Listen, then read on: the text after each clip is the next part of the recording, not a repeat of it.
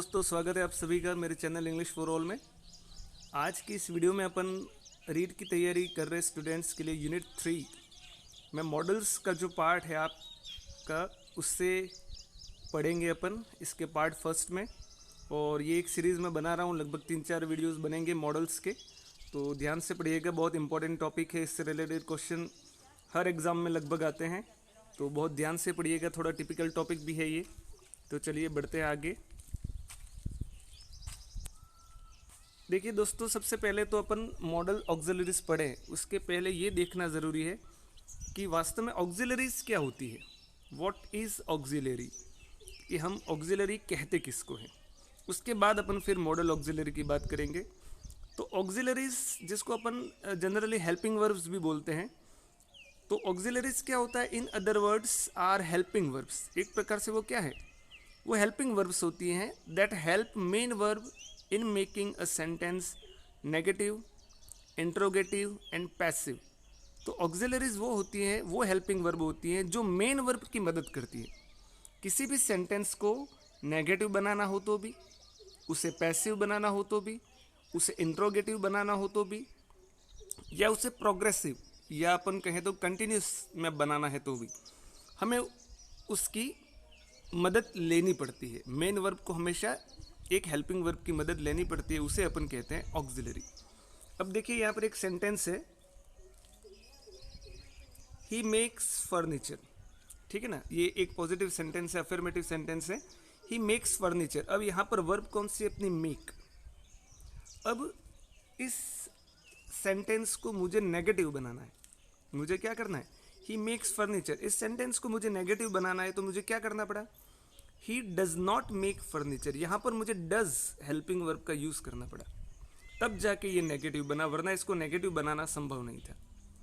इसी तरह से इस सेंटेंस को मुझे इंट्रोगेटिव बनाना है, तो डज ही मेक फर्नीचर। तो यहाँ पर भी मुझे किसकी ज़रूरत लेनी पड़ी, डज की।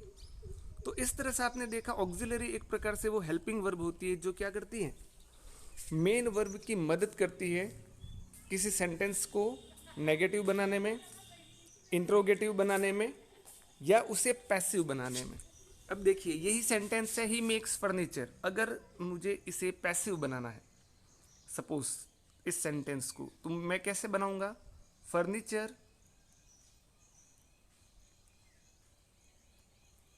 Is made by him. Okay, ये बना पैसिव इसका, furniture is made by him. तो यहाँ पर भी देखना आप, ये तो मेड वर्ब की थर्ड फॉर्म होगी, लेकिन आपने इज हेल्पिंग वर्ब का यहाँ पर यूज़ किया। तो किसी भी सेंटेंस को हमें नेगेटिव बनाना हो, इंट्रोगेटिव बनाना हो, पैसिव बनाना हो, या उसको प्रोग्रेसिव बनाना हो कंटिन्यूस टेंस में, तो जो वर्ब मेन वर्ब की मदद करती है उसे अपन कहते हैं ऑक्सिलरीज। ओके, आई होप समझ में आ गया होगा आपको ऑक्सिलरीज किसे कहते हैं। अब अपन इसके टाइप की बात करते हैं। देखिए ये furniture is made by him, तो इसको अपन ने पैसिव बनाया यहाँ पर, ठीक है ना। तो यहाँ पर अपन ने इज हेल्पिंग वर्ब का यूज़ यहाँ पे किया, ठीक है। अब बात करते हैं अपन ऑक्सिलरीज कितने टाइप की होती है, ठीक है। What types of auxiliaries are there, तो there are 2 types of auxiliaries. Auxiliaries जो होती है वो 2 प्रकार की होती है। अब अपन अपना जो मेन पॉइंट है उस पे आएंगे। ऑक्सिलरीज कितने प्रकार की होती है, 2 प्रकार की। They are of 2 types. देखिएगा कौन कौन सी होती है। फर्स्ट में जो होती है उसको अपन कहते हैं प्राइमरी ऑक्सिलरीज। 2 पार्ट हैं इसके। पहली जो होती है वो है प्राइमरी ऑक्सिलरी, ठीक है ना। प्राइमरी ऑक्सिलरी किसे कहते हैं, ये देखिए, they can be used both as main verb and helping verb. ये वो हेल्पिंग वर्ब होती है जो मेन वर्ब की तरह भी यूज होती है, हेल्पिंग वर्ब की तरह भी यूज होती है। ऐसी कौन कौन सी है, तो is, am, are, was, were, has, have, had, do, does and did. ये प्राइमरी ऑक्सिलरीज है, ठीक है ना। ये मेन वर्ब की तरह यूज भी हो सकती है, हेल्पिंग वर्ब की तरह भी यूज हो सकती है। एक एग्जांपल मैं बताऊं मैं आपको, जैसे कि he is a boy. Okay, he is a boy. अब यहाँ पर देखिए इज, यहाँ पर ये क्या है, मेन वर्ब या हेल्पिंग वर्ब। ये मेन वर्ब है यहाँ पर, क्योंकि इसके साथ कोई दूसरी वर्ब यहाँ पर नहीं है। लेकिन अगर मैं लिखूं he is playing. Okay, he is playing लिखा मैंने, तो क्या हुआ यहाँ पर देखिए, यहाँ पर इज जो है वो हेल्पिंग वर्ब है, क्योंकि मेन वर्ब कौन सी होगी यहाँ पर, प्ले। तो इस तरह से ये जो हेल्पिंग वर्ब होती हैं ये प्राइमरी ऑक्सिलरी कहलाती है। क्यों कहलाती है? क्योंकि ये मेन वर्ब का काम भी कर सकती है, ये हेल्पिंग वर्ब का काम भी कर सकती है। तो प्राइमरी ऑक्सिलरी कौन कौन सी हुई अपनी? Is, am, are, was, were, has, have, had, do, does and did. Okay, उसके बाद दूसरा जो टाइप होता है ऑक्सिलरी का वो होता है सेकेंडरी ऑक्सिलरीज जिसको बोलते हैं, और इसको अपन मॉडल ऑक्सिलरीज भी बोलते हैं। ठीक है, जो अपन पढ़ेंगे इस वीडियो में। तो सेकेंडरी ऑक्सिलरी कौन सी हुई, जिसको अपन मॉडल ऑक्सिलरीज भी बोलते हैं, इसको अपन कहेंगे they can only be used as helping verb. यहां पर अपन ने देखा कि ये मेन वर्ब और हेल्पिंग वर्ब दोनों की तरह यूज होती है प्राइमरी ऑक्सिलरी, लेकिन सेकेंडरी ऑक्सिलरी जो होगी वो केवल और केवल किस तरह से यूज होगी? मॉडल ऑक्सिलरीज की तरह। ठीक है ना, मतलब केवल ऑक्सिलरीज की तरह। और दूसरी बात, ये मेन वर्ब की तरह यूज नहीं हो सकती। ठीक है, और दूसरी बात, they always take bare infinitives. Modal auxiliaries के बाद हमेशा बेयर इन्फिनिटिव यानी विदाउट टू। ठीक है ना, without to first form of the verb infinitive का यूज होता है इसके बाद हमेशा, हर मॉडल ऑक्सिलरी के बाद में। और वो अलग अलग प्रकार के मूड को दर्शाती है, अपने अलग अलग जो मूड होते हैं, किस प्रकार के मूड होते हैं, जैसे कि ऑब्लिगेशन है, परमिशन है, एबिलिटी है, कैपेसिटी है, सजेशन है, ये सब अलग अलग मूड है। तो मॉडल ऑक्सिलरीज इन मूड को दर्शाती है हमेशा, पहली बात। और दूसरी बात, इनके साथ क्या होता है? बेयर इन्फिनेटिव का यूज होता है। जैसे कि एक सेंटेंस मैंने लिखा, ही कैन प्ले। ठीक है दोस्तों, ये वीडियो में एक कहीं और जगह बैठ के बना रहा हूँ तो पीछे आवाज़ कुछ न कुछ आ रही होगी, अपना ध्यान विचलित मत करना आप। ही कैन प्ले, ये सेंटेंस मैंने लिखा, तो यहाँ देखना आपने कैन ऑक्सिलरी का प्रयोग किया, और उसके बाद ये जो प्ले है ये एक प्रकार इन्फिनिटिव है, ये बेयर इन्फिनिटिव है। मॉडल के साथ केवल वर्ब की फर्स्ट फॉर्म जिसे अपन इन्फिनिटिव बोलते हैं वही यूज होती है, कभी भी इसके साथ आईएनजी फॉर्म और वो हमें प्रयोग नहीं करनी है। ठीक है, तो यहाँ पर आपको समझ में आ गया सेकेंडरी ऑक्सिलरी किसको कहते हैं अपन। सेकेंडरी ऑक्सिलरी वो होती है जिसके बाद बेयर इन्फिनेटिव का यूज होता है, जो केवल हेल्पिंग वर्ब की तरह यूज होती है, ये कभी भी मेन वर्ब की तरह यूज नहीं होती है। और ये डिफरेंट मूड जो होते हैं, जैसे कि परमिशन है, एबिलिटी है, कैपेसिटी है, ऑब्लिगेशन है, सजेशन है, नेसेसिटी है, इस प्रकार के डिफरेंट मूड को सेकेंडरी ऑक्सिलरी एक्सप्रेस करती है। ठीक है, तो ये दोस्तों प्राइमरी ऑक्सिलरी और सेकेंडरी ऑक्सिलरी की बात थी। अब अपन, क्योंकि हमको इस यूनिट में किसके बारे में पढ़ना है? मॉडल ऑक्सिलरीज के बारे में, इसलिए अपन प्राइमरी ऑक्सिलरी के बारे में बात नहीं करेंगे, अपन सेकेंडरी ऑक्सिलरी के बारे में बात करेंगे, जिसमें आपके सारे क्या आ जाएंगे? जिसमें आपके सारे मॉडल्स आएंगे।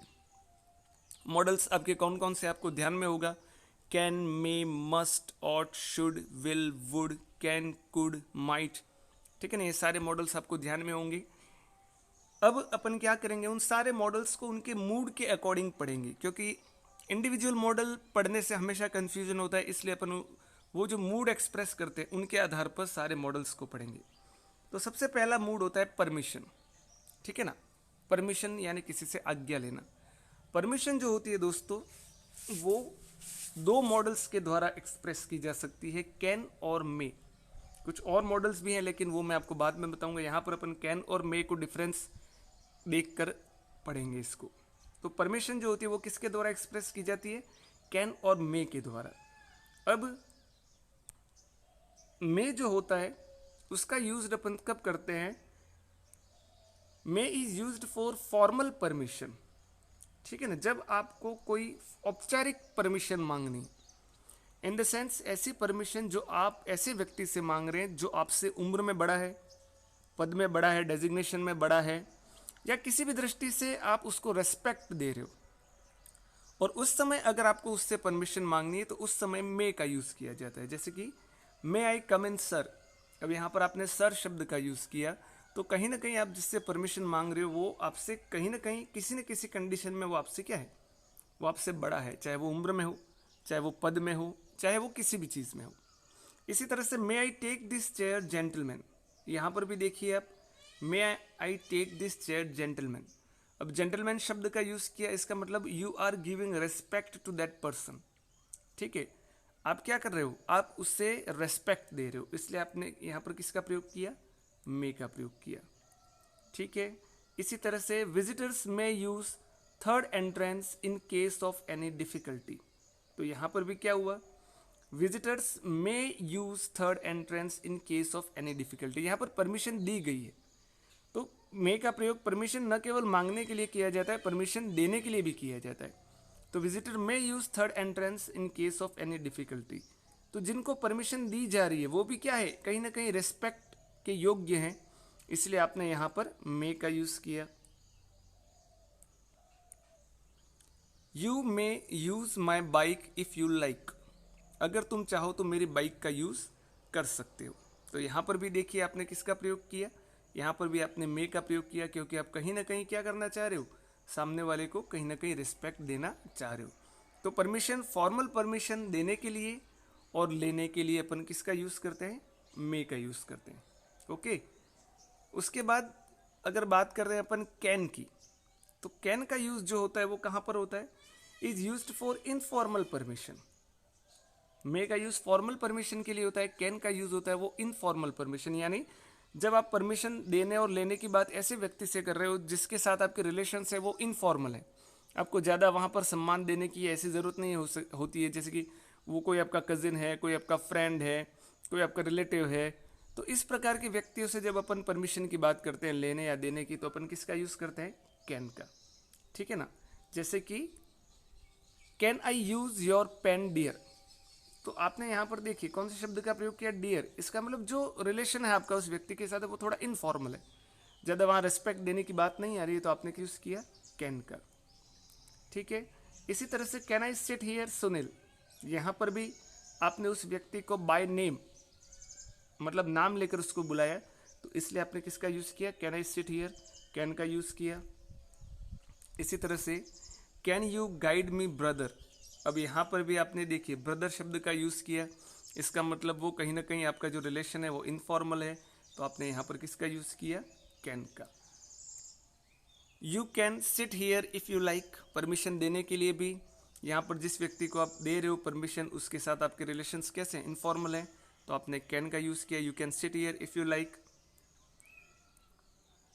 You can park your car here, तुम अपनी कार यहाँ पार्क कर सकते हो, तो यहाँ पर भी आप परमिशन दे रहे हो सामने वाले व्यक्ति को, इनफॉर्मल परमिशन है, इसलिए अपन ने कैन का यूज़ किया। तो कैन का यूज़ अपन कहाँ करते हैं, टू गिव और टू बैग इनफॉर्मल परमिशन, अनौपचारिक परमिशन देने के लिए या लेने के लिए अपन कैन का यूज़ करते हैं। ठीक है, फिर अगर बात करें इसमें एक चीज़ आपको ध्यान में रखनी है कि टू गिव नेगेटिव परमिशन, यहाँ पर तो क्या हुआ, आपने देखा होगा कि परमिशन देने की बात आती है तो मे और कैन दोनों का यूज़ करते हैं, लेकिन अगर आपको नेगेटिव परमिशन देनी है, ठीक है ना, तो फिर आपको कैन नॉट का यूज़ करना है, वहाँ आप मे नॉट का प्रयोग नहीं करोगे नेगेटिव परमिशन देने के लिए। ठीक है ना, जैसे कि यू मे कम हियर, यूँ कह सकते हो आप, और यू कैन कम हियर, लेकिन अगर आपको यूँ कहना है कि you can not come here, वहाँ आप ये नहीं कह सकते कि you may not come here, वहाँ पर आपको यही कहना पड़ेगा you can not come here. तो नेगेटिव परमिशन की जब बात आती है, नकारात्मक आज्ञा देने के लिए, तो उस समय आपको कैन नॉट का यूज़ ही करना है, वहाँ मे नॉट का यूज़ आपको नहीं करना है। जैसे कि you can not park your car here, तुम अपनी कार यहाँ पार्क नहीं कर सकते, तो आप यहाँ पर ये नहीं कह सकते कि you may not park your car here. लेकिन अगर वो पॉजिटिव परमिशन होती तो आप मे का यूज़ भी कर सकते थे, कैन का भी, जैसे कि you may park your car here भी कह सकते थे आप, you can park your car here भी कह सकते हो, लेकिन नॉट जैसे ही आपने यूज़ कर दिया तो वहाँ फिर आपको कैन का ही यूज़ करना है, you can not park your car here. ठीक है, इसी तरह से you can not put your shoes here, तुम अपने शूज़ यहाँ पर नहीं रख सकते, यहाँ पर भी आपने नेगेटिव परमिशन की बात की है, तो कैन नॉट का यूज़ ही आपको करना है। ठीक है, टू एक्सप्रेस परमिशन, अब ये भी थोड़ा ध्यान देने लायक बात है, to express permission that is already granted, अब कोई ऐसी परमिशन के बारे में आपको बताना है जो ऑलरेडी ग्रांटेड है, पहले से ही मतलब दी हुई है, ठीक है, वहाँ पर प्रेजेंट के लिए कैन का यूज़ करते हैं अपन, और पास्ट के लिए कुड का यूज़ करते हैं, ये बताने के लिए कि वो परमिशन ऑलरेडी किसी को मिली हुई है। ठीक है, एग्जाम्पल के थ्रू आप देखिए, आपको अच्छे से समझ में आ जाएगा। These days children can do what they like. इन दिनों, दोनों एग्जाम्पल देख लीजिए आप। These days children can do what they like, इन दिनों बच्चे जो वो चाहे वो कर सकते हैं। It means they have been given permission, उनको परमिशन मिली हुई है कि उनकी जो मर्जी है वो करे। तो प्रेजेंट की बात हुई, दीज डेज से पता चला अपन को, तो अपन यहाँ पर किसका यूज़ करते हैं, कैन का। ठीक है, कैन का यूज़ ही करना है दोस्तों, ग्रांटेड परमिशन हो वहाँ पे, मे का यूज़ नहीं करना है अपन को। इसी तरह से I could read what I like when I was a child, अब यहाँ पर ये पास्ट का सेंटेंस है, आई वॉज अ चाइल्ड, और यहाँ पर हमको ये दर्शाना है कि मुझे उस समय मैं जो चाहता वो मैं पढ़ सकता था, ऐसी मुझे परमिशन मिली हुई थी। तो इसलिए यहाँ पर अपन ने कुड का यूज़ किया। तो जहाँ परमिशन ग्रांटेड है वहाँ पर अपन किसका प्रयोग करना है, प्रेजेंट के लिए कैन का, और पास्ट के लिए कुड का। ठीक है दोस्तों, इस वीडियो में इतना ही। नेक्स्ट वीडियो में अपन मॉडल से रिलेटेड कुछ और चीज़ें पढ़ेंगे। ये 3-4 वीडियोस बनेंगे इसके, क्योंकि बहुत इंपॉर्टेंट टॉपिक है। हर चीज़ को बहुत अच्छे से समझना ज़रूरी है इसके लिए। ठीक है दोस्तों, वीडियो पसंद आया हो तो इसे लाइक ज़रूर कीजिएगा, नहीं पसंद आया हो तो डिसलाइक भी कीजिएगा उसे, लेकिन कमेंट ज़रूर कीजिएगा। ठीक है, चलिए मिलते हैं नेक्स्ट वीडियो में, तब तक के लिए व्यस्त रहिए, मस्त रहिए, और दोस्तों पढ़ते ज़रूर रहिएगा। ठीक है ना, ये बात मैं आपको ज़रूर कहूँगा। Okay, thank you.